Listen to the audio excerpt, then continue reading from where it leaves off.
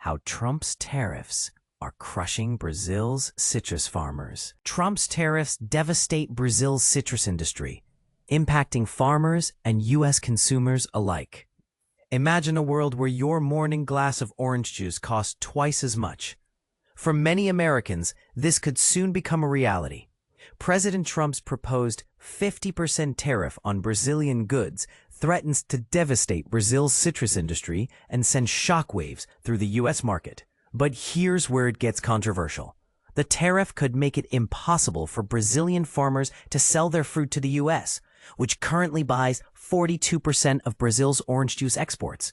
This trade is worth around $1.31 billion, and without it, farmers may have no choice but to leave their oranges to rot. And this is the part most people miss. U.S. consumers will also bear the brunt of this decision. With nearly half of the orange juice Americans drink coming from Brazil, prices are likely to skyrocket. Household brands like Tropicana, Minute Maid, and Simply Orange will all be affected.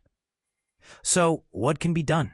Some suggest exporting Brazilian orange juice through Costa Rica to avoid the tariffs, but this may not be feasible once the new levy is enforced. Ultimately, the solution lies in finding new markets for Brazilian citrus products.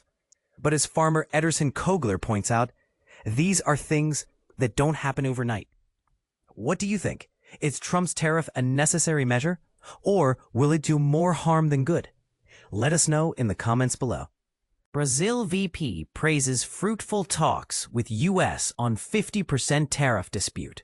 Brazil-U.S. Trade Update 2025. Imagine waking up one morning to find that the prices of your favorite Brazilian products have skyrocketed overnight. This is the harsh reality that Brazilian businesses and consumers are facing, thanks to the looming threat of 50% tariffs on imports from Latin America's largest economy. But here's where it gets interesting. Brazilian Vice President Geraldo Alckmin has just revealed that he had a good and fruitful conversation with U.S. Commerce Secretary Howard Lutnick on Saturday, sparking hopes of a potential resolution to the tariff debacle. As Alckmin noted, the conversation, which lasted about an hour, was a crucial step towards finding a solution to the crisis. And this is the part most people miss.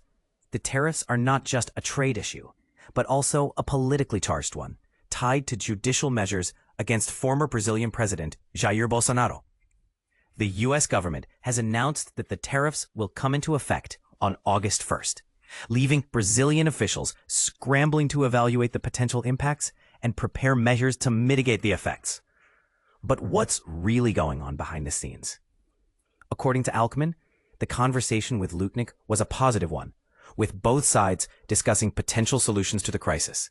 However, the specifics of the discussions remain confidential, leaving many to wonder what exactly was said. One thing is certain, though. Brazil is eager to resolve the issue, with Alckmin emphasizing that we didn't create this problem, but we want to resolve it. The question on everyone's mind is, will the U.S. government be willing to listen? The White House has yet to comment on the matter, leaving many to speculate about the future of U.S.-Brazil trade relations. As the situation continues to unfold, one thing is clear. The fate of Brazilian businesses and consumers hangs in the balance. But here's the controversy. Some argue that the tariffs are a necessary measure to hold Brazil accountable for its actions, while others see it as a blatant attempt to exert economic pressure on the country. So we ask you, do you think the tariffs are justified? Or are they an unfair attack on Brazil's economy? Let us know in the comments. As we wait with bated breath for the outcome of this trade saga, one thing is certain. The conversation between Alckmin and Lutnick is just the beginning of a long and complex process. And this is where you come in. What do you think should happen next? Should the U.S. government reconsider the tariffs? Or should Brazil take a stronger stance against the measures? The debate is on, and we want to hear from you. Trump's shocking tariffs on Brazil. What's really going on? 2025 update. Trump's unprecedented assault on Brazil. On July 24th, 2025 in Sao Paulo, a significant shift in U.S.-Latin American relations unfolded, marking one of the most profound interventions by the United States in a Latin American nation since the Cold War era. On July 9th, former President Donald Trump announced a staggering 50% tariff on Brazilian exports, justifying this drastic measure by claiming a witch hunt against Jair Bolsonaro, the far-right ex-president of Brazil. Bolsonaro is facing trial for allegedly attempting to orchestrate a coup, a serious accusation he firmly denies. But here's where it gets controversial. This move by Trump is not merely about trade. It reflects a deeper political entanglement. Following Trump's announcement, on July 15th, Jamieson Greer, the U.S. trade representative, initiated an investigation into Brazil's trade practices, signaling a potential escalation in economic hostilities. Just 3 days later, on July 18th, the U.S. State Department took the extraordinary step of revoking the visas of numerous Brazilian Supreme Court judges and officials involved in Bolsonaro's legal proceedings.